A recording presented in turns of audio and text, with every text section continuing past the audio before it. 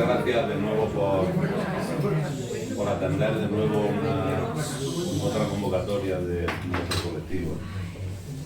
El tema, ahora hablaremos del ponente, el tema de hoy es el tema de la muerte digna que ya es la segunda vez que tratamos en nuestra dilatada historia ya. Contamos con la presencia en la última ocasión, algunos a lo mejor se acuerdan si estuvieron,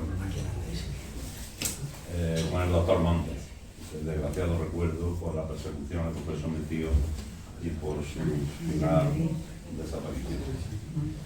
Aquel acto lo organizamos en colaboración con la Asociación Andalucía Laica, la Diputación. Y bueno, de nuevo se nos presenta esta ocasión por sugerencia de una compañera. Y efectivamente, en cuanto me lo propusieron y consulté con los compañeros, como sin ninguna duda, aceptamos la organización del acto. Porque este es un tema donde, como en otros muchos, las fuerzas más reaccionarias lo aprovechan para lanzar sus campañas, cuando realmente lo que estamos aquí hablando es de un derecho. Y este personaje, este sector de la sociedad ultraconservador, consiguen que confundamos, al final lo consiguen con sus medios de comunicación, derecho y deber.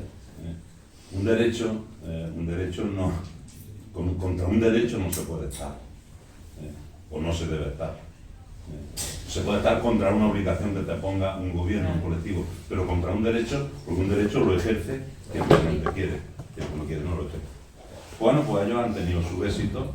Y este debate se ha convertido a nivel nacional en el que está a favor o está en contra. Si no es a favor, no. O utilizo el derecho o no utilizo el derecho. Yo tengo derecho a manifestarme. Si quiero me manifiesto y si no me quedo en mi casa, ¿no? Pues es un éxito que han tenido ellos los medios de comunicación. Aparte luego, pues muchos me imagino que saldrán en el tema, muchas ambigüedades, muchas lagunas que las leyes y las disposiciones legales tienen sobre esto. Y estos sectores ultraconservadores se preocupan, es curioso, se preocupan del colectivo, porque dicen que la muerte, que es como en el aborto, que es un asesinato, es decir, se preocupan de la sociedad. Es curioso. Somos seres humanos, nadie tiene derecho a atentar contra la vida. Es curioso. Se preocupa del otro, no de mí, que yo nunca voy a practicar esto, sino del otro. Sin embargo, no se preocupan del otro con respecto a otros derechos, por ejemplo, de la vivienda, o por ejemplo, el de la igualdad económica. Eso no, eso es tolerable. Ahora, si hay aborto, si hay divorcio, incluso en su momento, recordáis lo del divorcio, se preocupan no de mí, yo no me voy a divorciar, pero es que no quiero que tú te divorcies porque si no vas a cometer un error.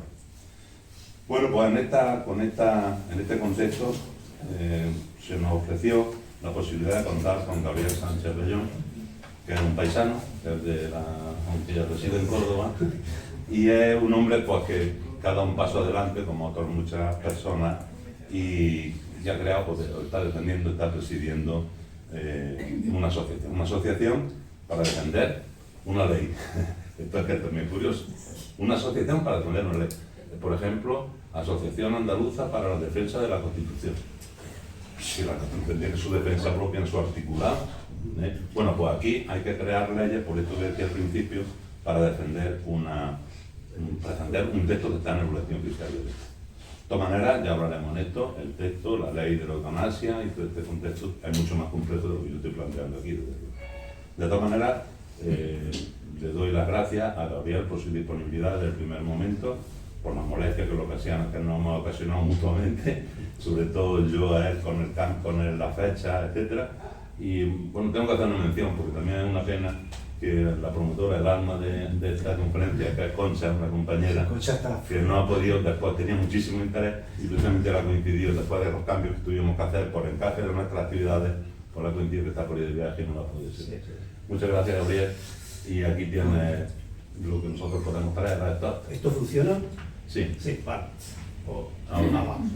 Que evidentemente yo lo primero que hago es agradecer a Miguel la disponibilidad. Claro, encima la posibilidad de tener esta sala, que viene perfectamente, es una suerte en pleno centro de la ciudad y bueno, se ve que hay bastante gente interesada. Evidentemente hay que mencionar, como él ha dicho, esa primera ocasión que el MD se presentó en Jaén con el doctor Luis Montes, desde hace ya bastante tiempo.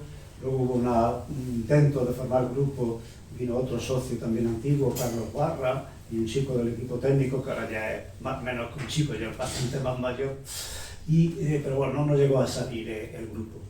En Andalucía DMD lleva ya un cierto tiempo, se creó la asociación como tal, como una autónoma respecto a DMD federal, se creó hace el año 13 o por ahí, pero luego se vino abajo porque las personas muchas veces tienen problemas y hubo casos de muertes de familias, en fin, bueno, afectó a mucha gente, aquello se vino un poco abajo, aunque seguíamos muchas personas asociadas. Pero hace ya 2 años, bueno, 3, empezamos a la idea de reconstruir oficialmente la Asociación por el Derecho a Morir Dignamente en Andalucía, que es una asociación autónoma respecto a la Asociación Federal por el Derecho a Morir Dignamente. DMD cumple este año los 40 años. Ahora el día 13 de diciembre se nos inscribió oficialmente en el registro de asociaciones y desde ese momento la asociación, en principio con muy poquita gente, fue trabajando para llegar a conseguir lo que estamos consiguiendo ahora, ¿no? Primero una ley de derechos del paciente, la autonomía del paciente, la ley de muerte digna, hasta terminar el año 21 con la ley orgánica de regulación de la eutanasia.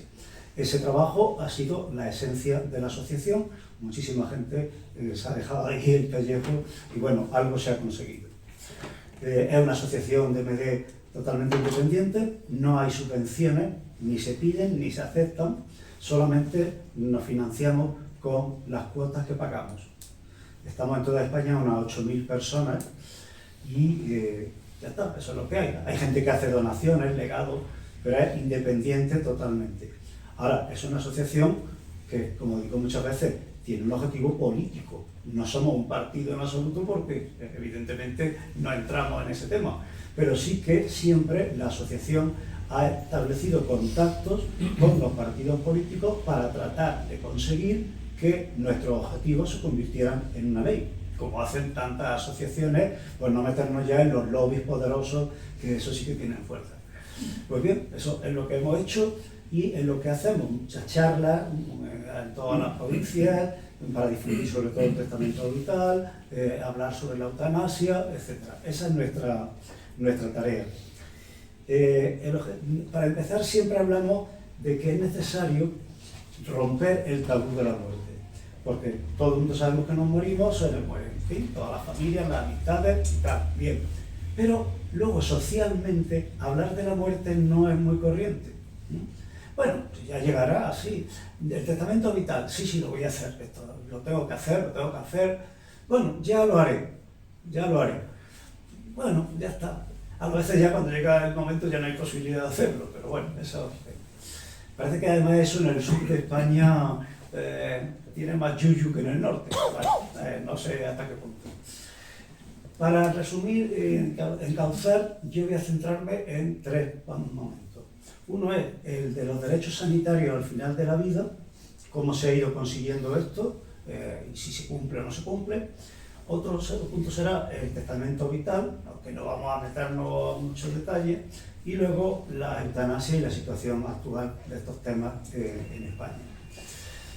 Hubo, a finales del siglo pasado, en los años 80, empezó a haber un movimiento para cambiar el paradigma de relación entre el médico y el enfermo.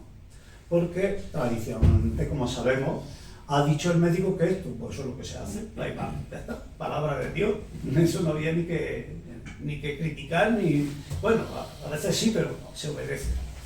Esto empezó a cambiar ya en la Ley General de Sanidad del 86, luego el Convenio de Oviedo de la Unión Europea. Hubo un movimiento que cuajó en el año 2002 en la Ley de Autonomía del Paciente, que esta es la primera ley realmente importante en este sentido. Porque por primera vez, ya en una ley orgánica importante, se establece que el paciente no es un objeto en manos del médico, sino que es una persona que debe de saber cuáles son sus derechos, cuál es su situación, qué diagnóstico tiene, cosa que también ahora empieza a hacerse, pero es muy normal que no se entere, no, que el enfermo no se entere, no vaya que se ponga... Hombre, será una señora de 96 años que tal, pues a lo mejor que no esté con la cabeza ya muy bien, le va a decir que te vas a morir en unos meses, bueno, yo qué sé, vale. Pero hombre, a la gente normal y corriente, de una edad de... pues qué menos que te digan, pues usted tiene esto es grave, pues no es grave. Alegría de la huerta, estupendo.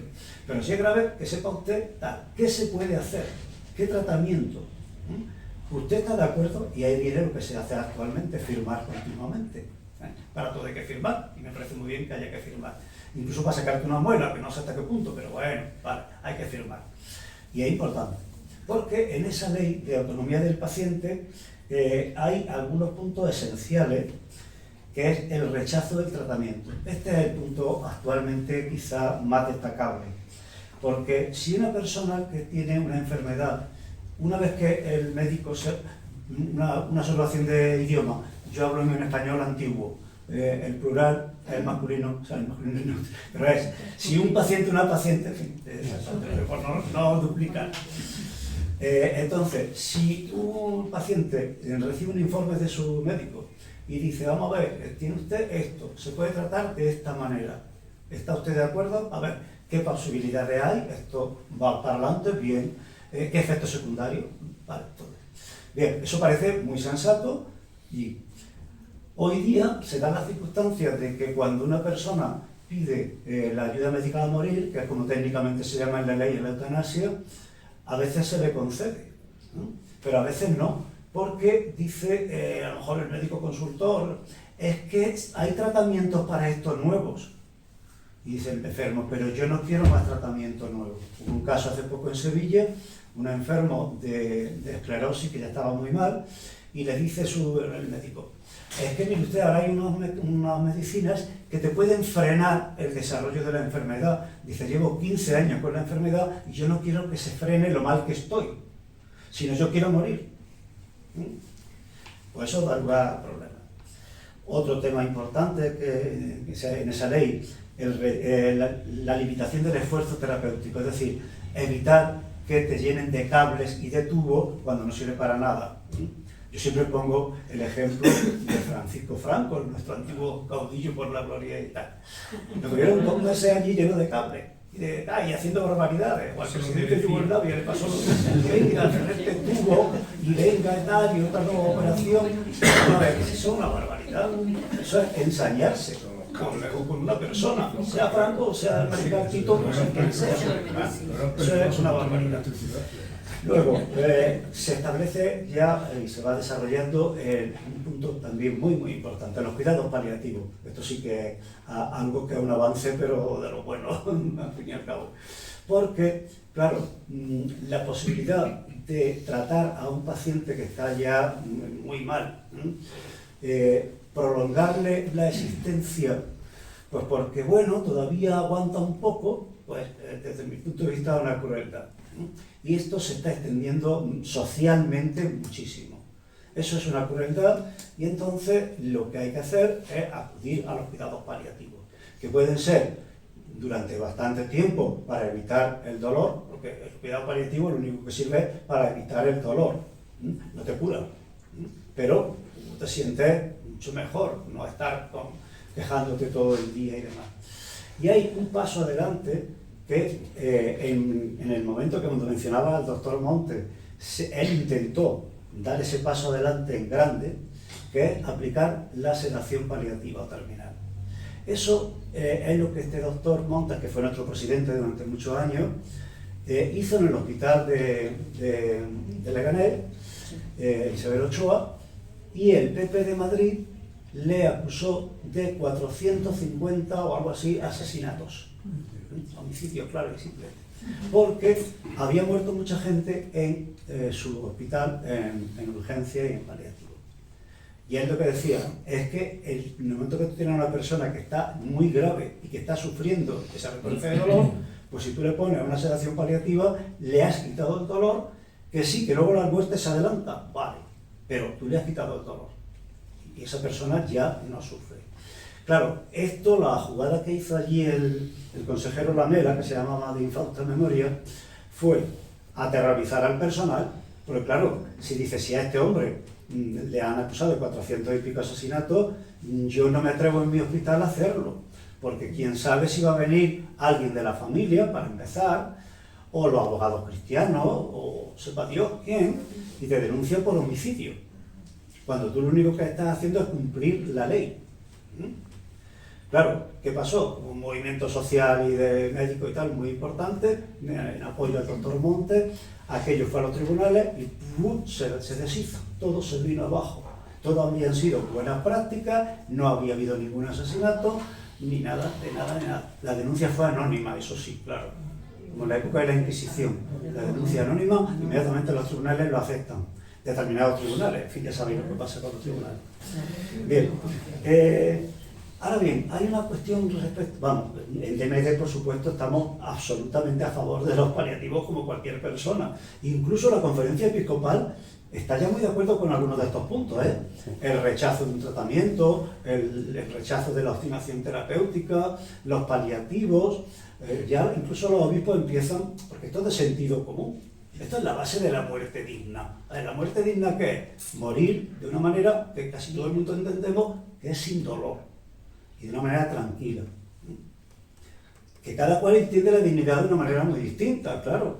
Hay gente que dice, no, yo voy a ir sufriendo todos los dolores porque pues, el más sufrió Cristo en la cruz, como decía un tío mío, ¿no? Pues bueno, vale, es tu decisión, muy respetable. Pero tú no me impongas a mí que yo tenga que vivir una agonía como la de Cristo en la cruz o aplicarla por... No sé. Hay filósofos que dicen, eso es tan único en la vida, claro, la vida, el único momento es clave es el de la muerte, ¿no? Porque el de que nace no te enteras. Y decía un filósofo, decía, yo quiero probar eso, quiero ver qué pasa. Oh, pues muy bien, es tu voluntad.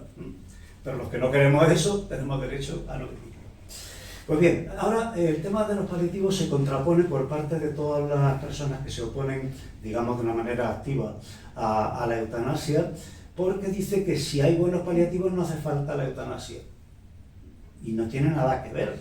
Son dos medidas totalmente distintas y paralelas y que pueden confluir. ¿Por qué? Porque si una persona tiene, por ejemplo, las típicas enfermedades oncológicas, que son las más frecuentes de dolores y tal, o cualquier otra cosa por el estilo, si a ti te ponen un tratamiento de paliativo o incluida la sedación, pues ¿a qué mejor morir sin dolor tranquilamente? Ahora bien, hay personas que dicen, yo no quiero esperar hasta estar muy mal, sino que yo quiero irme antes. O bien, si nos vamos al terreno de las enfermedades neurodegenerativas, ahí ya es otro cantar. Porque, por desgracia, pero también, digamos, por suerte, no sé qué sentido, una enfermedad de cáncer, sabes más o menos la perspectiva, eso está muy controlado, muy establecida. Una esclerosis múltiple, también sabemos lo que pasa, pero pueden ser 10, 15, 20 y 30 años. Yo particularmente me apunté como socio de DMD cuando vi los destrozos que una esclerosis múltiple estaba haciendo en una amiga mía de Úbeda. La esclerosis puede afectar muy ligeramente de vez en cuando a la gente y hasta muchos años y no pasa nada, o puede arrearte fuerte. Y en 3 o 4 años tú ya no te puedes andar, ya no puedes moverte, ya no puedes mover los brazos, ya no puedes hablar, ya no puedes tragar. Cuando yo vi ese panorama dije, yo no lo quiero eso. ¿Qué cuidados paliativos hay ahí? Porque muchas veces no hay dolores especiales. Es simplemente que el cuerpo se va paralizando. Y entonces, ¿qué? Espero hasta que pasen 30 años o me voy antes. Yo quiero irme antes. Por tanto, no es que el paliativo sea contra la eutanasia, son dos vías distintas que pueden confluir. Es más, en Bélgica y en Holanda, los primeros países que empezaron con esto, los cuidados paliativos a partir de las leyes de eutanasia subieron como la espuma. Y eso empieza a ocurrir aquí, parece también. Y también parece que desde que está la ley de eutanasia es más fácil, no sé, yo no estoy en los hospitales, pero algunos enfermeros amigos me lo han dicho, es más fácil que los equipos médicos se atrevan o decidan aplicar una sedación paliativa, porque ya no es que te venga alguien a denunciarte por asesinato. bueno, sobre todo cuando ahí la familia está unida, evidentemente. Ya sabéis que en todos estos temas, si los hijos, los hermanos, tal, están de acuerdo o no, los tratamientos, estas cosas son importantes. Bien, lo último que hubo, por tanto, en esta evolución de los derechos sanitarios al final de la vida, es el tema de la ley de eutanasia. Eutanasia, palabra griega, es la buena muerte, euthanatos, ¿está? La buena muerte. Y todo el mundo, pienso, como decía antes, que comprendemos que la buena muerte es morir sin sufrimiento. Por lo menos eso, más o menos rápido, pero sin sufrimiento, sin tener que vivir una agonía muy larga y todo ese tipo de cosas. Ahora bien, esa palabra, que es hermosa, griega, por parte de mucha gente y de la Iglesia, y, bueno, la derecha, siempre digo la cúpula de la Iglesia, la cúpula de la derecha, porque la población, pues esta palabra está demonizándose un poco. Es una cosa muy mala, porque dice, ya lo hicieron los nazis en Alemania. Y mire usted, los nazis no hicieron eutanasia, hicieron crímenes, homicidios. O sea, no hablo por supuesto del holocausto, de lo de la cámara de gas, no, eso es otro tema. Pero es verdad que en la Alemania nazi hubo una política de eliminar a personas que tenían discapacidad, sobre todo mental. Ahora, ¿qué hace esta persona de 50 años con síndrome de Down? Pues se le pone una inyección. Pero usted es el dueño de la vida de esa persona y vamos a ver, usted le ha preguntado, ¿te han dicho algo? No, esos son asesinatos, puro y simplemente.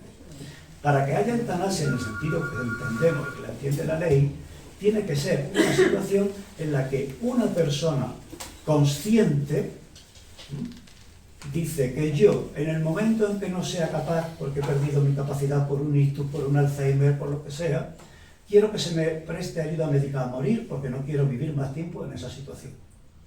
Y lo dejo por escrito, y eso además se somete a un primer médico responsable, a un médico consultor, a una comisión de garantía y evaluación. No es una cosa facilita. Eso es lo que es eutanasia, no es lo demás. Una vez dando una charla en un instituto me dice un niño, pero eso de la sedación paliativa es lo mismo que la eutanasia. Digo, no, porque si se muere, no en 5 minutos, pero se puede morir en 2 o 3 horas.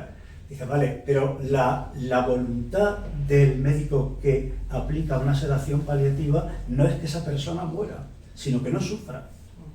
Luego ya la naturaleza se encarga de seguir el ritmo que tenga que seguir. Mientras que en el caso de la eutanasia, la voluntad del médico que pone la inyección, darle la vía y tal, es que esa persona muera en 5 minutos. No porque el médico lo quiera, sino porque lo quiere esa persona. El médico no mata a nadie. Aunque hay muchos médicos que dicen, para mí eso es lo mismo, pues para eso está la objeción de conciencia, ya está, fuera película. Todo esto son derechos. El derecho a la muerte por asistencia médica es un derecho que una persona, si quiere, puede ejercer, puede acogerse a ese derecho. Pero nadie puede matarlo, porque son un delito. A nadie, en una pareja, esto es el ejemplo que siempre ponemos, una pareja se casa y ningún juez puede divorciar a una pareja. Que no, ya está. Las parejas se divorcian porque quieren. A ningún hombre se le obliga a casarse con un hombre y a una mujer con una mujer, por supuesto que no. Si quieren casarse, pues se casan. Bueno, ¿te guste o no te guste? Pero eso es cosa de los demás. Pasó con el aborto. Usted a nadie, a ninguna mujer la obligan a abortar. Es que esto no entra en la cabeza. Bueno, luego al final hablamos de cosas relacionadas con esto de la eutanasia porque hay muchos temas. El segundo punto que quería comentar era el del testamento vital. Esto aparece ya también en estos primeros desarrollos legislativos del 2002, del 4, aquí en Andalucía, en el 2010, que es la primera ley de muerte digna que se hace en las comunidades autónomas. Las leyes de muerte digna son recoger todo lo que dice la ley de autonomía del paciente y aplicarlo solo ya al momento final de la vida. ¿Qué garantías le da a una persona de que va a ser tratada bien, tal? Establece una serie de detalles que recogen todo eso, y la primera se hizo en Andalucía en el 2010. Bueno, pues uno de los puntos claves de ese desarrollo legislativo es la declaración de voluntades anticipadas. que es como se llama oficialmente el testamento vital, la DVA. Entonces, en ese documento, lo que hace una persona es que dice, vamos a ver, yo, fulanita, menganito de tal, quiero registrar mi testamento vital. Eso es un anexo. Todo esto está en la página web de la Junta de Andalucía. Entráis, Junta de Andalucía, Declaración de Voluntad Anticipada o Testamento Vital, y aparecen los anexos. Hay 4 anexos. Y además hay un documento muy interesante que es la guía para hacer la Declaración de Voluntades Anticipadas. No está actualizado porque no incluye todavía la eutanasia, pero bueno. Y entonces ahí el punto clave es el anexo segundo. Y ese anexo segundo es el más amplio, porque permite que una persona explique cuáles son sus valores, por los que ha regido su vida, cómo ha considerado que su vida era digna y por tanto cómo considera que su muerte será digna, ¿no? Y entonces hay una serie de puntos en que se dice tratamientos, empieza, pues por ejemplo, alimentación por sonda nasogástrica, lo quiero, sí, no lo quiero, o me abstengo. Por el estómago, o diálisis, o respirador, respiración asistida. Entonces, si tú pones que no quieres ninguno de esos tratamientos, eso se tiene que cumplir por parte del equipo médico. Y entonces, al final, pero también se pone si quieres donar los órganos, tal, si quieres la sedación paliativa, claro, nosotros siempre decimos sí, claro, eso por supuesto que sí, ¿no? Y al final, después de eso, hay un punto en donde la Junta decidió oficialmente qué es lo que hay que escribir para pedir la eutanasia. Y es que, de acuerdo con lo dispuesto en la Ley 3/21 de tal, pido que se me preste ayuda médica a morir. Esa es la solicitud oficial de eutanasia. No han modificado para poner una casilla que sería mucho más fácil, es decir, ¿quiere usted marcar aquí si quiere eutanasia o no? Bueno, en otras comunidades lo hacen así. La declaración en Madrid, por ejemplo, es mucho más simple, da un casilla, y te pone eutanasia, sí, no.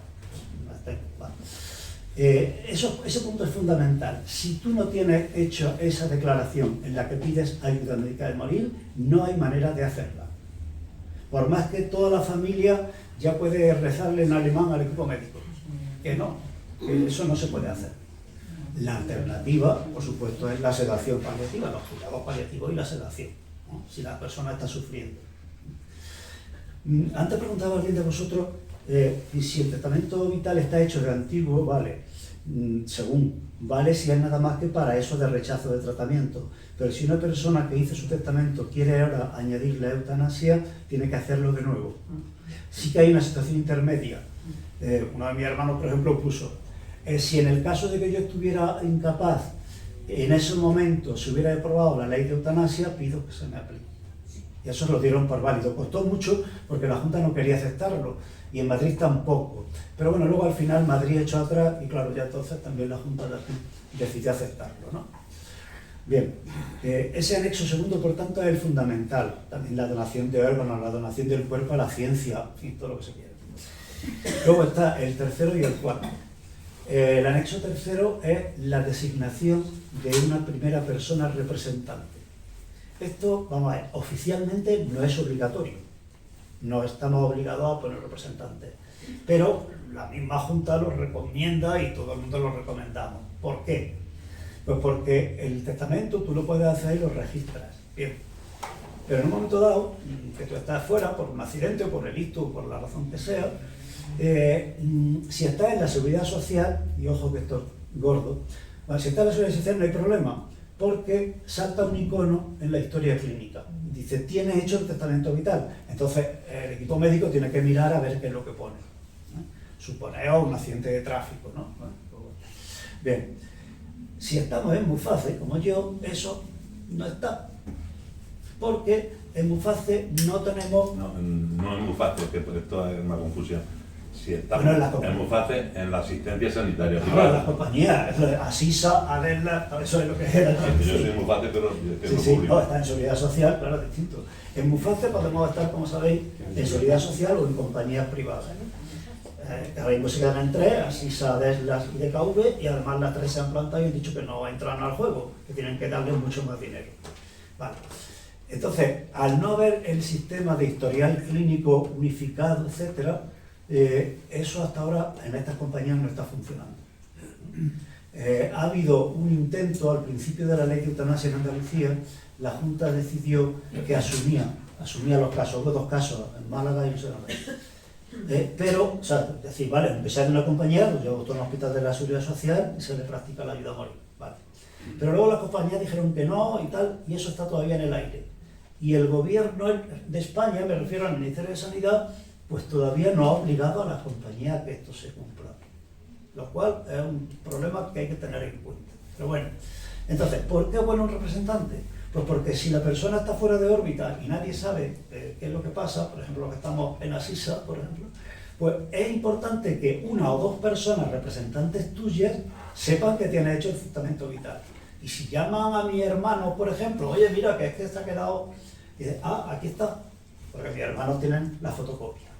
Hubo un caso recientemente en Granada de una señora que había hecho un testamento vital, no era por el tema de eutanasia, sino por rechazo de tratamiento, pero no se había averiado, y esto es gravísimo, lo dejo para después, se había averiado el sistema, con lo cual el equipo médico no podía consultar el testamento vital. Y le dijeron al hijo, ¿tiene usted una copia? Dice, no tengo copia en papel. Pues entonces el equipo médico actuó como quiso y aquello se retrasó, lo que hubiera ido mucho más rápido si hubiera estado el documento. Por tanto, importante un representante y una persona sustituta de ese representante. 2. Pueden ser familia o pueden ser amistades, pero clave, que esas personas hablen contigo y que sepan lo que tú piensas. ¿Ya? Claro, eso es fundamental. Y luego también está el tema familiar, eso ya es más delicado. Hay veces que hay personas que dicen, yo quiero hacer el testamento vital, pero que no se entere mi familia. Es que yo no me llevo bien con mi familia. Pero alguien habrá. ¿No? En fin, esos son asuntos más delicados. Bueno, pues eso, se pide cita primero de todo en Salud Responde, en el teléfono de Salud Responde. Si te dan cita, porque está la cosa catastrófica, si te dan cita, pues bueno, la autoridad, a veces dicen, sí, tiene usted cita dentro de 20 días en un pueblo, como pasa en Sevilla, que funciona catastróficamente mal, y le dieron a una señora cita para no sé qué tiempo en Constantina. Yo quería ir a la sierra de Constantina,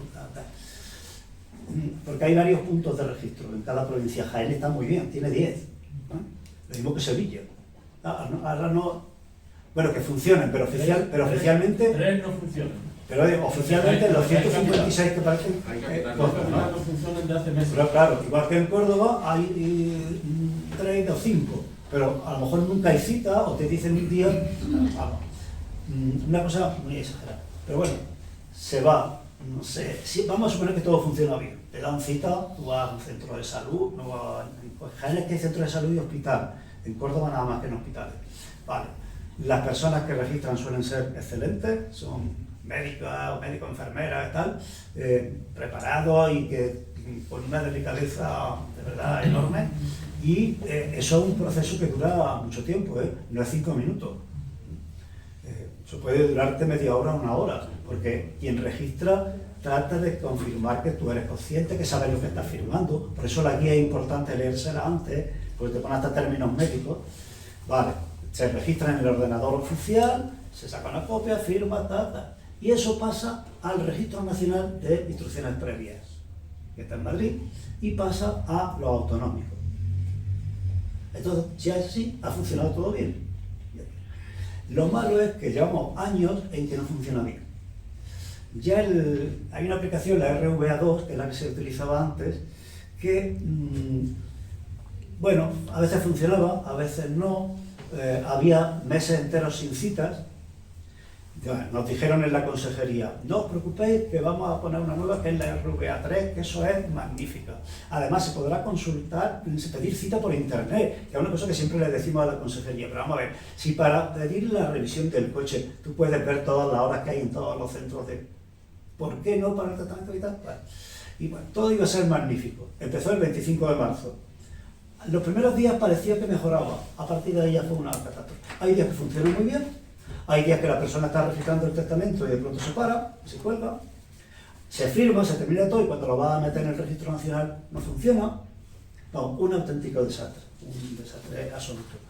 estamos protestando, hacemos propaganda de que se haga el testamento vital y si no funciona el registro, que se haga denuncias a la consejería y al defensor del pueblo, sobre todo. El defensor se ha tomado mucho interés en esto.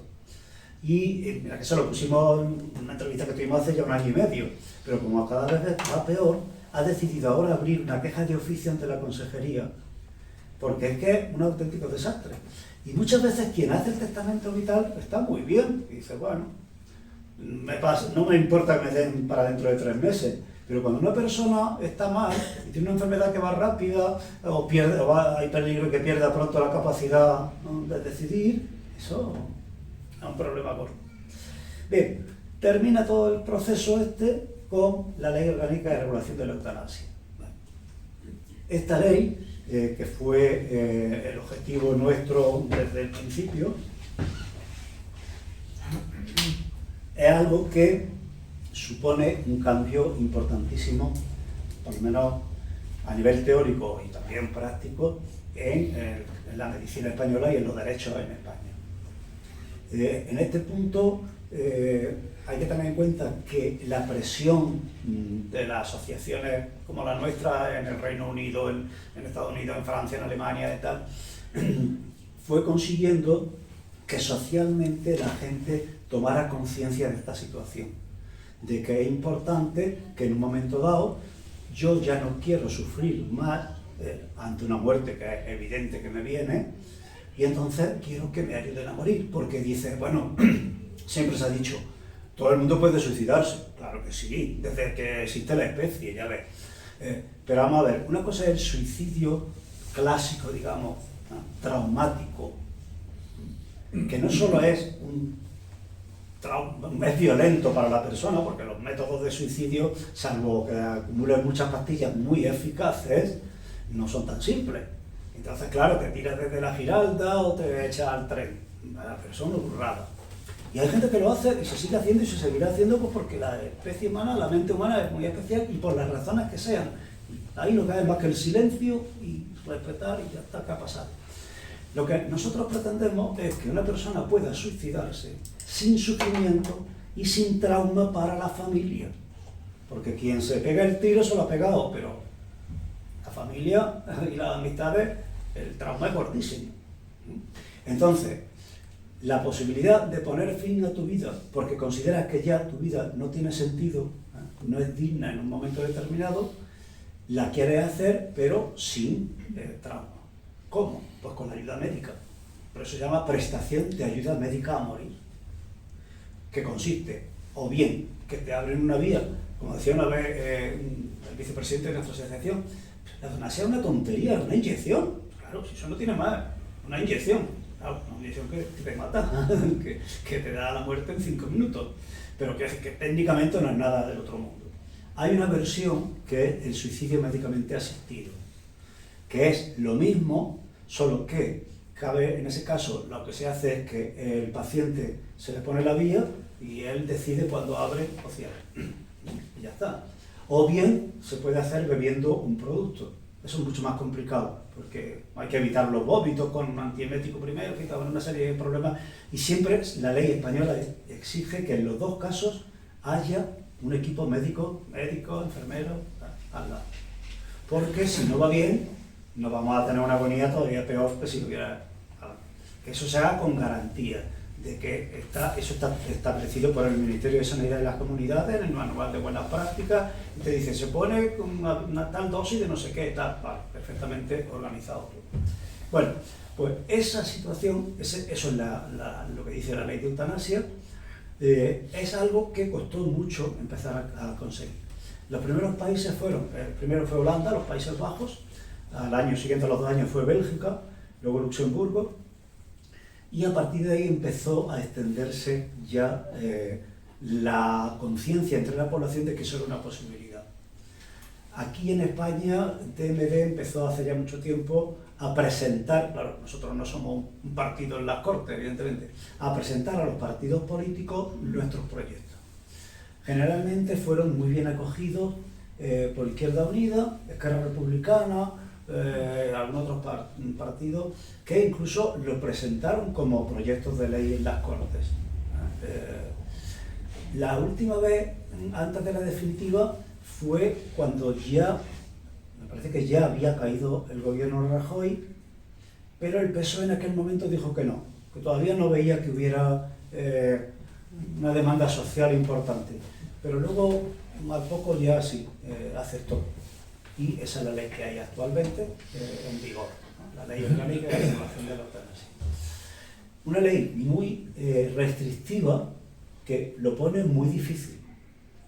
Es muy complicado en España morir por ayuda médica, porque, primero, tienen que darse la situación de que una persona se encuentre en lo que se llama contexto eutanásico, que son dos. Uno es una enfermedad incurable, que además que se acerca al final, que no tiene vuelta atrás, con dolor, con incapacidad, y entonces en ese caso sí se puede, pero tiene que estar muy avanzada, no al principio, tiene que estar muy avanzada y tiene que haber ya un pronóstico de vida corto y ya sufrimiento. Bien, ese es un contexto. El otro contexto es el padecimiento, padecimiento grave, doloroso, que no tiene posibilidades de mejorar ni de volver atrás, pero que no hay pronóstico de muerte. Esto es una cosa que sabes que va para adelante. Traducido, en el primer caso sería la enfermedad oncológica y en el segundo las neurodegenerativas. Y la diferencia es que acorda en ese caso. Un cáncer tiene un cierto límite de tiempo, una esclerosis no tiene límite. Entonces ahí el punto ya es más bueno. Bueno, bien, entonces, ¿quién decide que esa persona está en ese contexto eutanásico? Primero de todo, un médico responsable. Suele ser de cabecera. En España los 2/3 de los casos de eutanasia se han hecho en la atención primaria, en los centros de salud, bueno, los médicos de los centros de salud, y por médicos de cabecera, médicas de cabecera. Vale. Supongamos que la doctora X está en el centro de salud y llega el paciente tal y dice, mire usted, que yo ya no aguanto más. Pues cuando va a la visita a la casa es que yo quiero pedirle ayuda a morir. Entonces, primero, tiene que haber la situación de que esa persona, que el médico, la médica diga sí, yo acepto eso. O bien dice no, yo soy objetora. Y entonces ya las cosas empiezan a complicarse. Teóricamente no es demasiado, pero si el médico de cabecera es objetor, lo que hace es que traspasa tu papel al director del centro de salud y empieza hacia arriba. Pero bien, supongamos que no, que la persona dice no objeto, yo estoy de acuerdo, sobre todo si conoce al paciente desde mucho tiempo y bueno. Y empieza el primer paso, que es una primera solicitud con un proceso deliberativo, que es una entrevista larga en que se debe de ver por parte del médico que esa persona está consciente, es capaz, que sabe lo que está pidiendo. Pasados 15 días, de nuevo, una nueva solicitud, un nuevo proceso deliberativo, y si es así, la persona se reafirma en lo que tiene, a partir de ese momento vamos al segundo paso, que es buscar la opinión de un médico consultor. El médico consultor debe de ser o bien especialista o bien entender un poco de esa patología. Hombre, la mayor parte del personal médico entiende en general de todo. Hay determinadas enfermedades, a lo mejor muy raras, que, bueno, pero en fin. Un caso en Huelva que era de neurología. Y entonces en Huelva el SAS solo ofreció a la familia un neurólogo en toda Huelva, pero que tenía una lista de espera de cerca de un año. Además, como el Servicio Andaluz de Salud no sabe lo que es la ley de eutanasia, no sabe lo que son los plazos, como a una persona que está gravísima le dice que espere dentro de un año a que te vea el médico neurólogo. Es que no hay nada más que eso y tiene mucha lista de espera. Proponen a una médica rehabilitadora que había tratado al paciente. Y dice el SAS que no es de esa especialidad. Entonces hubo que acudir a la Comisión de Garantía y la Comisión de Garantía a la Consejería para que se aceptara que esa médica podía ser la consultora. A esto habían pasado ya meses y meses. El paciente cada vez peor. Entonces, a partir de ahí, ningún problema. La consultora al día siguiente tenía el informe, si conocía el caso y el enfermo. entró en la Comisión de Garantía, al día siguiente estaba aprobada por la Comisión de Garantía y al día siguiente estaba autorizada la eutanasia. O sea que, en esto de los plazos es un problema gordísimo que, bueno, podemos precisar. Una vez que médico responsable y consultor están de acuerdo, se presenta a la Comisión de Garantía y Evaluación. Bien. La comisión normalmente nombra a una dupla, o sea, un equipo de 2 personas. Una persona tiene que ser del ámbito jurídico y el otro del ámbito de la medicina. Porque la comisión está formada por juristas y por personal sanitario, médicos y enfermería. Entonces tiene que ser uno de cada rama, digamos. La dupla lo que hace es revisar. En principio lo único que debe hacer es revisar. Si ve que está todo bien, que el médico responsable, el consultor están de acuerdo, pues ya está. Lo pasa al presidente de la comisión y la comisión autoriza la prestación de ayuda a morir. Lo malo es cuando ya empiezan las dudas o las contradicciones. Y ahí ya empiezan a haber problemas de todo tipo.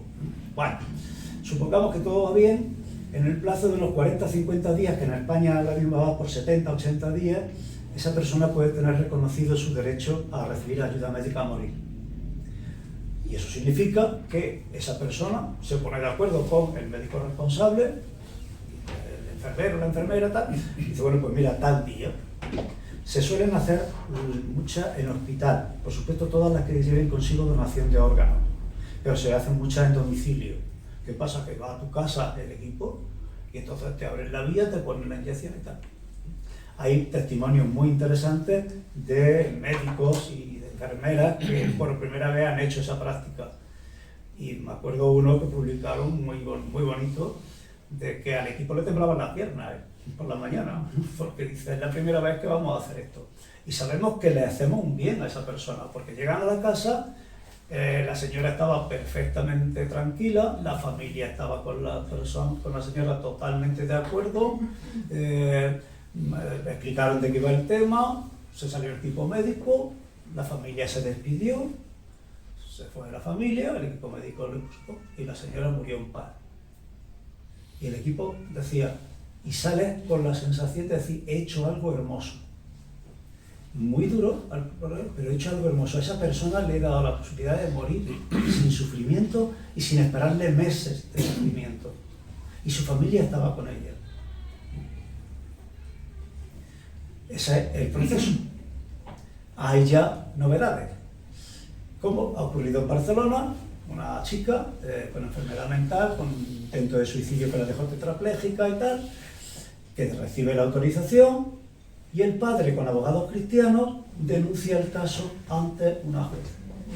Y la juez dice que ella no ve que esa mujer esté sufriendo tanto. ¿Usted quién es para decir que esa mujer está sufriendo sí o no?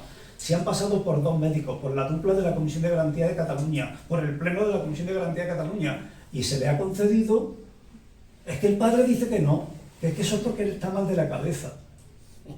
Pero el padre no dispone de la vida de la hija. Bueno, pues ella acepta esa situación y lo manda al Tribunal Superior de Justicia de Cataluña. Y el Tribunal Superior dice, esto no es un asunto mío, esto es una cuestión puramente de contencioso administrativo y me parece que está claro.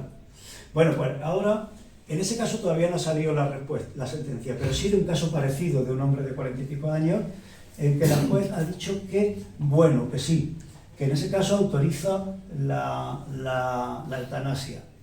Ella, la juez. Pero deja una puerta abierta, porque esta gente siempre deja puertas abiertas al boicot. Y es, ahora, habría que ver hasta qué punto la vinculación de esa paciente o ese paciente con esa persona que presenta la denuncia es real. A ver, ¿cómo que la vinculación es real o no es real? Claro que la hija es hija de su padre, eso es absurdo, no tiene ni pie ni cabeza. Sí, se ha autorizado la eutanasia de este hombre, pero el de la chica todavía está en el aire. Pero queda ahí una puerta abierta. Ese es el tema, ese es el proceso complicado. Luego, si queréis, entramos en cifras y tal. Ahora, tenemos hasta las 8:30, ¿no? O por ahí va. No, lo que aguanta el personal. El personal. Cuanto antes mejor que Sí, ya está. No, por eso voy a decir que esto es el asunto clave, ¿no? Porque a partir de ahí se puede hablar de muchas cosas, de las diferencias que hay entre comunidades autónomas, del tema de la objeción de conciencia, en fin, del tema de Andalucía. Andalucía, en resumen, en Andalucía las cosas van peor. A ver, ¿hasta qué punto el hecho de que gobierne un partido opuesto a la ley es la razón? Yo particularmente creo que sí, que en gran parte. Pero, ojo, un día DMD Federal dijo que tampoco se pueden hacer paralelismos. No es automático, no es automático. Pero lo cierto es que donde más casos de ayuda médica hay a morir es en Cataluña, en Navarra, en el País Vasco, en Asturias. Gobierno en su tiempo de Esquerra, ahora del PSC, el otro de PSOE con Geroa y no sé qué, el otro el PNV, el otro el PSOE, o sea, partidos distintos. Claro, en las comunidades del PP la cosa va peor, eso es la realidad. No es que se nieguen a que se aplique la ley, aquí se está aplicando, ¿no? Pero con muchísimas dificultades. Porque claro, son partidos que están ligados a la visión tradicional católica de la vida es de Dios. Y como la vida es de Dios, solo Dios la puede quitar. Entonces, quienes no pensamos que haya un Dios que controle nuestras vidas y que nos la dé y nos la quite, pues verás, a mí eso me deja igual. Una persona que sea católica, practicante, convencida, por supuesto que debe seguir esa norma, ya está. Esto es Dios me lo ha mandado, lo que se dice tradicionalmente. Esto me lo ha mandado el Señor, ¿qué le vamos a hacer? Bueno, pues ya está. Pero tú no me obligues a mí a actuar según tus creencias. Lo mismo que nosotros no obligamos a nadie a que solicite una eutanasia. Entonces la situación en Andalucía va bastante peor. Bueno, esto es en resumen, y a partir de aquí podéis preguntar, decir más opiniones, lo que veáis. Estoy a vuestra disposición. Sí. Bueno, pues gracias. Suficientemente aclarativo y subjetivo la exposición de Gabriel para abrir el debate. Si os parece, vamos a coger turno de 3 en 3 para que vaya respondiendo José Antonio. Voy tomando la palabra. Ahora os ponéis todos resumisos como los niños en los institutos. Y luego al final a las 9:30 está con la mano levantada. José Valentín. ¿Cómo es tu nombre? José Valentín. No acordáis, hace unos días ahí en el Gran Eje, en el Plan General de Organización Urbana, a las 10 de la noche. ¿Alguien más? Eso, a las 10 es muy tarde. Las 10 es muy tarde, ¿no? Yo tengo que ir ahora a Úbeda. Bien, pues tenemos ya 3 palabras. José Antonio Ureña. Sí. No, en relación con la negativa de las compañías a ejercer este derecho, y de algunos médicos con el tema de que ellos no quieren, no pueden por cuestiones de creencia, por lo que sea, el Estado ante eso no puede obligarlos porque es una ley. Y lo que están haciendo es incumplir la ley. Y con respecto a las personas estas que no quieren, que son médicos y tal, son funcionarios, están bajo el dominio de la ley, tienen que cumplirlo. Es como si yo soy profesor y yo hoy no quiero dar clase porque va en contra de mis principios. Eso no se puede hacer. Está en el concierto. El concierto que firma cada 2 años el Ministerio de Sanidad con las compañías de Muface incluye, porque esto es de la cartera de la Seguridad Social, simplemente. Lo que pasa es que en la práctica no.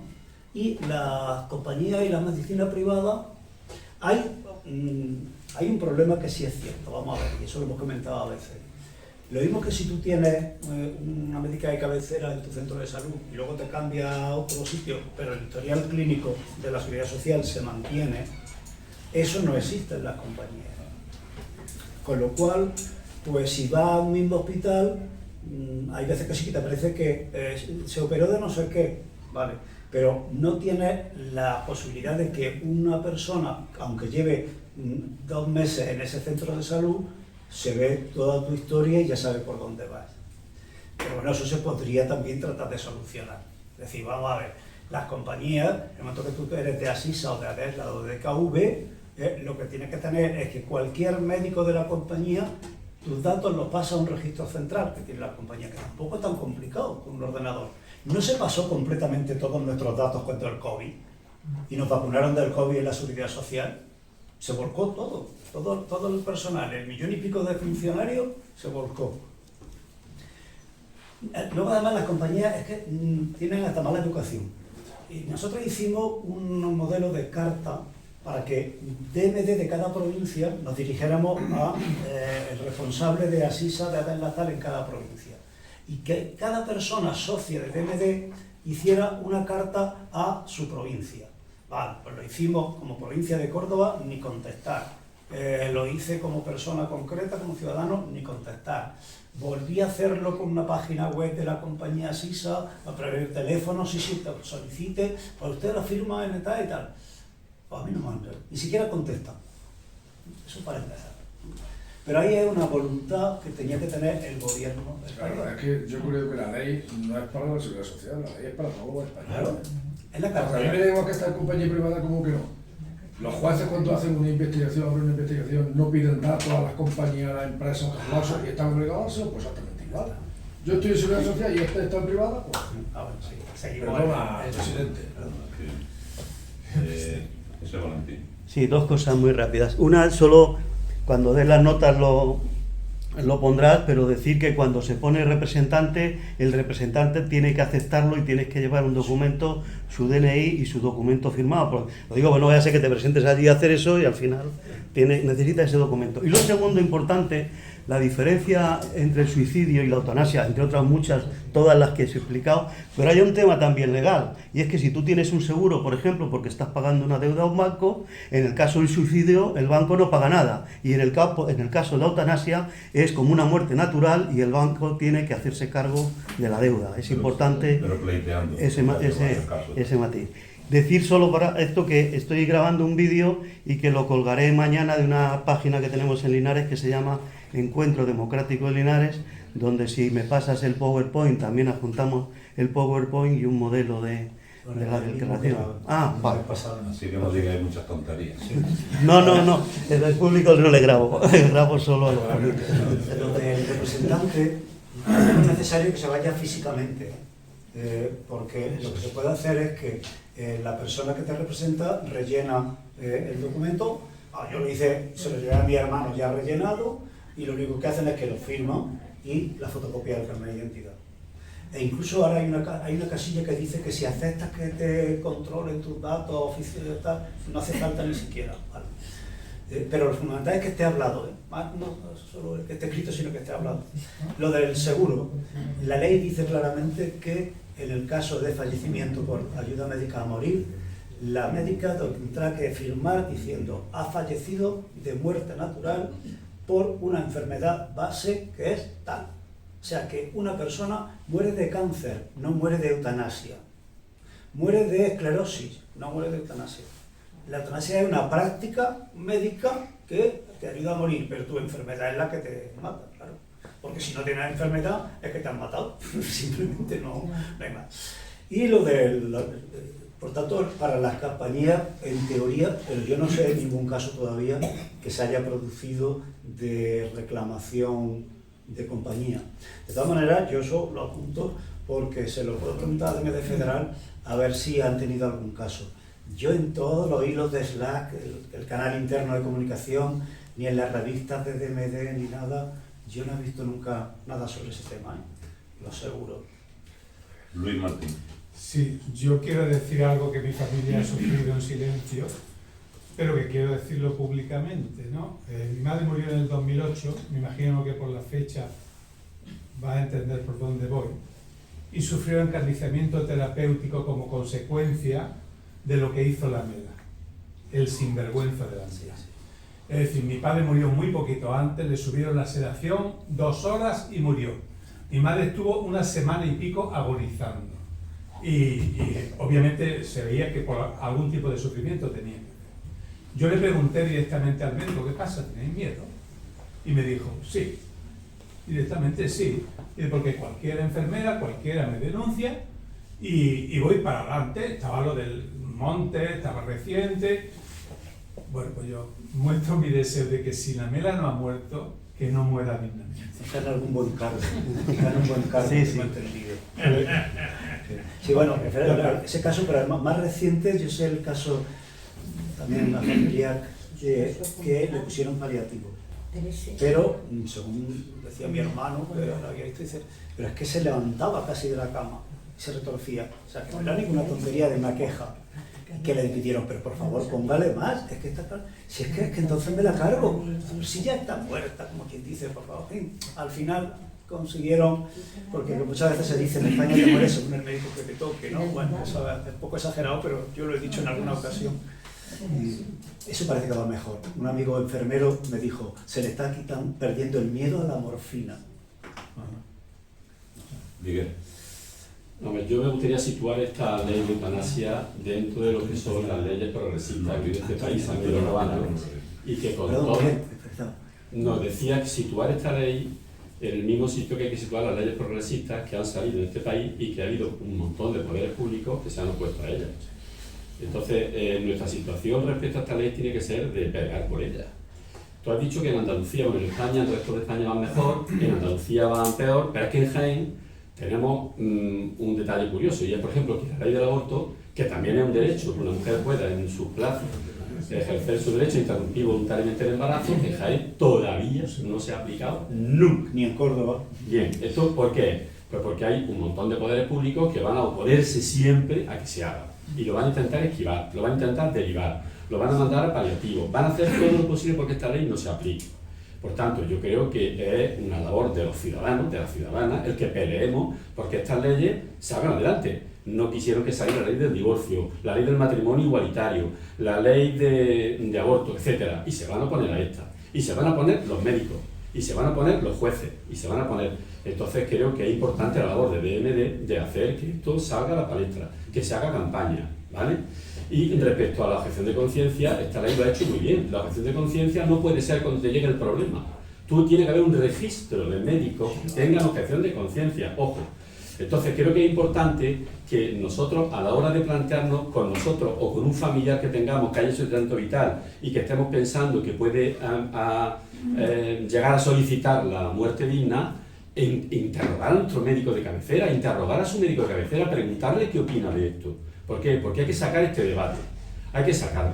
Y además hay que sacarlo sin miedo. Nadie está diciendo a un médico que vaya a matar a un familiar, no. Quiero saber que mi madre está muy enferma y ha hecho un tratamiento vital, cuál es la disposición que tiene este centro de salud, su médica de cabecera, su médico de cabecera, respecto a eso. Entonces yo animo, como médico, a que de verdad, o sea, que esto salga a la calle, que se hable y que se interrogue a los médicos, se plantee cuál es su posición, porque hay que sacar el debate, sencillamente, porque la muerte es nuestra y no es de los médicos ni es de Dios.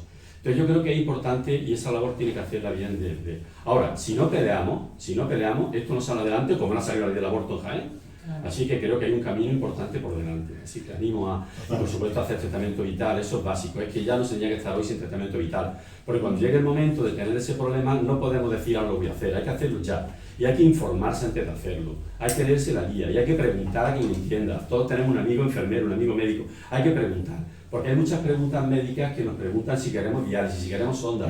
Todo eso hay que saberlo. Porque llegado el momento hay que exigir que se cumpla lo que hemos dicho. Efectivamente, como tú bien has dicho, cuando tenemos un paciente nos salta una cosa que nos dice que ha hecho testamento. Y es nuestra obligación mirarlo. Y entonces sabemos si el paciente quiere seguir o no quiere seguir en un proceso más adelante o no quiere. Y yo creo que es una ley muy interesante, muy importante, significa un avance en los derechos de las personas y creo que tenemos que reivindicarla y pelearla, como otras leyes progresistas que no han hecho que cueste trabajo.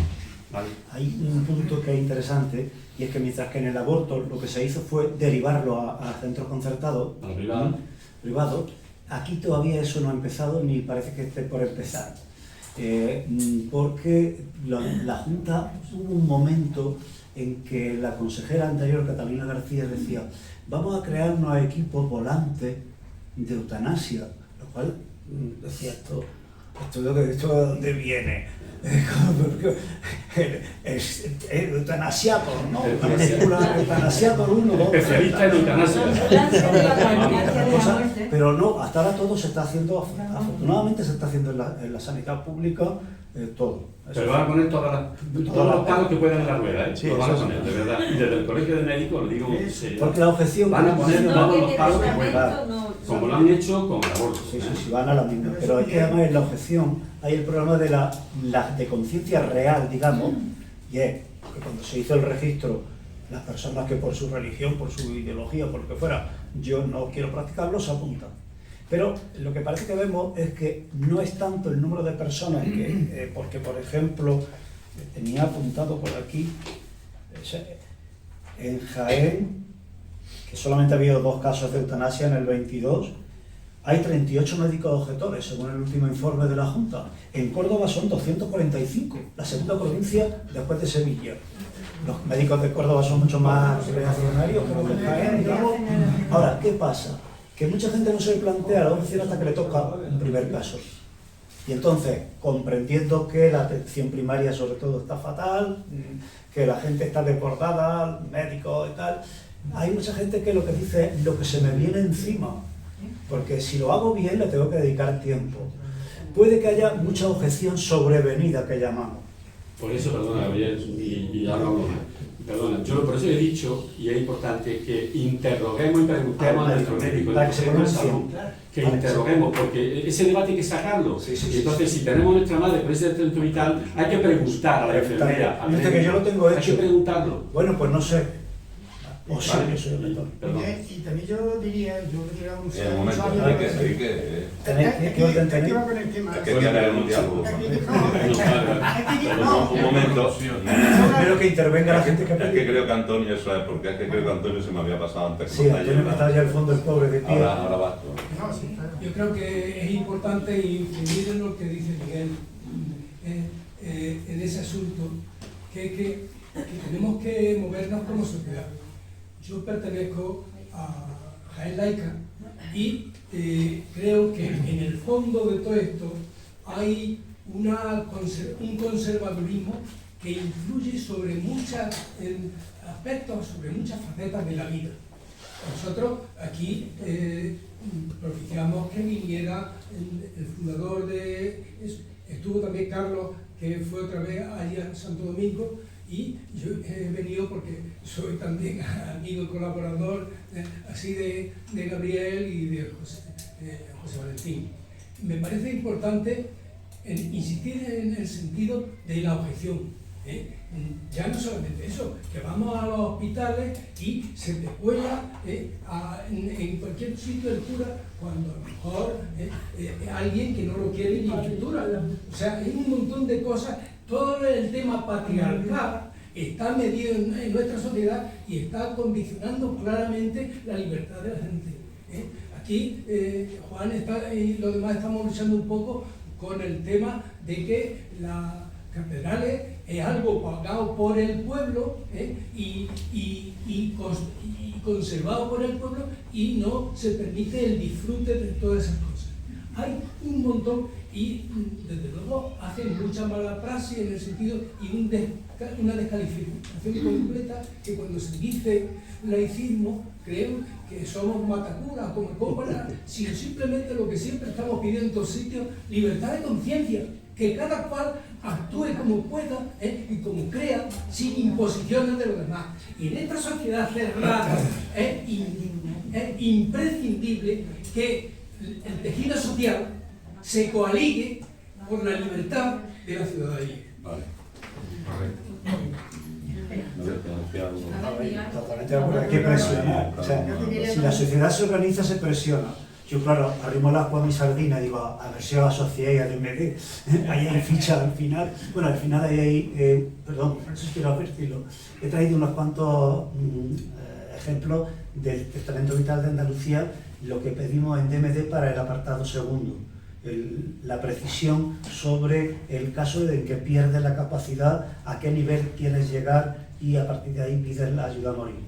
Y hay también unas cuantas revistas y fichas y demás. Están a vuestra disposición. Enrique. No, yo era referente a lo que ha dicho Miguel, pero yo me he tirado 44 años en el hospital y yo creo que mucha parte de que la gente no entienda estas leyes, la entienden los médicos. Los médicos nunca han dado información a los pacientes del proceso de enfermedad de sus pacientes. Jamás. Tú llegabas al médico y nadie te daba nunca una explicación para realmente entender y poder decir, bueno, pues yo ante estas situaciones yo voy a expresar mi testamento vital. Es que los médicos, tú lo sabes, Miguel, no es porque yo lo vaya a hacer, pero jamás. Muchas veces la información, los familiares han intentado conseguir información del médico de cómo estaba su paciente y jamás los pobres llegaban allí, ¿ves? Y entonces era un parte de lo que yo te quiero decir, porque si tú coges ahora a los médicos de cabecera, de médicos que salen nuevos, es que yo creo que la universidad no tocan estos temas. Es que yo creo que no, estos temas los deberían de tocar en la universidad, porque son temas y claro, pero es que tú coges un médico nuevo de cabecera en un centro de salud y tú le vas a explicar lo que tú quieres. Es que eso es lo que yo te digo. Sí, pero claro, lógicamente los médicos que son de derecha y que tienen una ideología concreta, como muchos jueces, como mucha gente, no va a cambiar su ideología porque tú y yo los comenzamos. La sociedad tiene que organizarse y exigir un derecho. Y un derecho es el derecho a información, a la eutanasia, un derecho a interrumpir voluntariamente el embarazo dentro de los plazos aceptados por la ley, etc. Sin embargo, hay fuerzas reaccionarias que se oponen a eso. O sea que es labor nuestra decir, no, usted informa. Es labor nuestra también, exigir, es lo que yo te estoy diciendo, que la universidad se vaya formando a los profesionales. El testamento es obligatorio. Claro, Sí, yo creo que se lo va a presentar. Estamos de acuerdo. Testamento primero de todo. Testamento vital. Yo siempre en las charlas termino diciendo, todo está muy bien lo que he dicho, pero por favor, animaros a hacer testamento. Eso es lo primero. Luego ya la eutanasia y demás historias. ¿Alguna intervención más?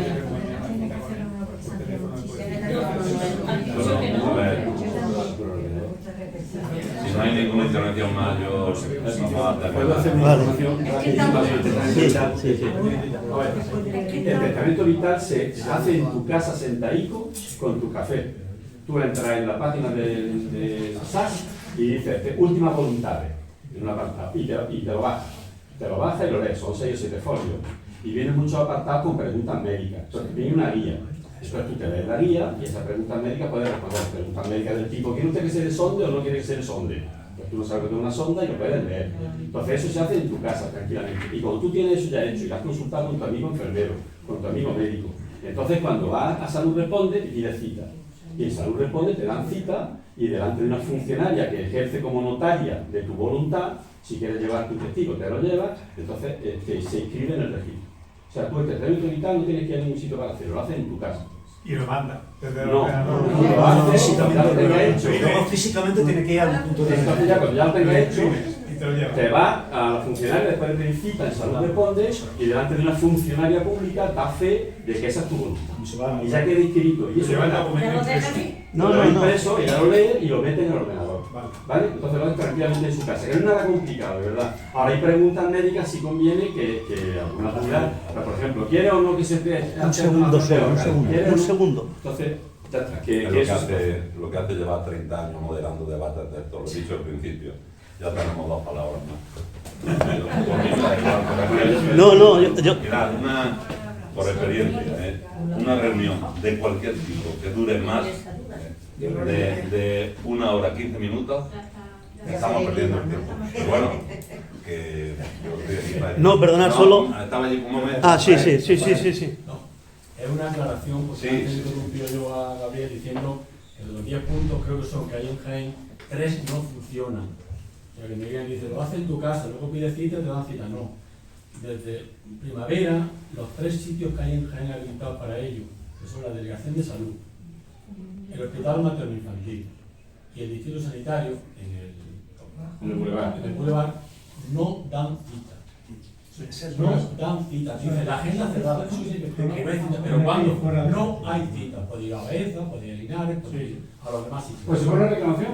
Yo tengo una reclamación desde el mes de junio del Defensor del Pueblo, en la administración de trámite, y ayer mismo le volví a enviar un correo diciéndole que ayer mismo por la mañana volvía a llamar y en los 3 sitios no hay.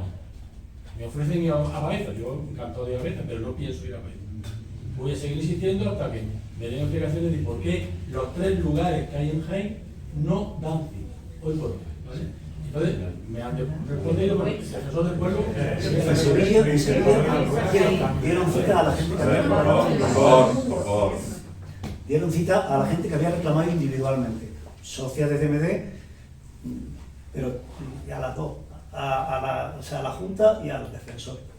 José Valentín. Solo un segundo, sobre lo que ha dicho el compañero, pero yo recomendaría que se vieran las recomendaciones que dé DMD, porque podría haber alguna pregunta dudosa. Recuerdo que en Madrid, que es donde dice mi primer testamento, había al final un sitio que era: ¿quiere usted que hagan los médicos todo lo posible por salvarle la vida? Claro, si ponías que sí, pues ya ni había testamento. Por lo tanto, simplemente digo, no lo hagáis solo, sino consultar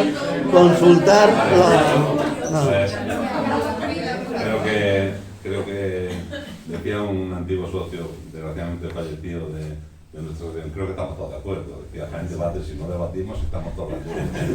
Y en este tema, en otros temas quizás haya más debate, pero aquí estamos, creo que está claro la cosa. Muchas gracias por haber asistido. No creo que no hay que prolongar más debate. Muchas gracias.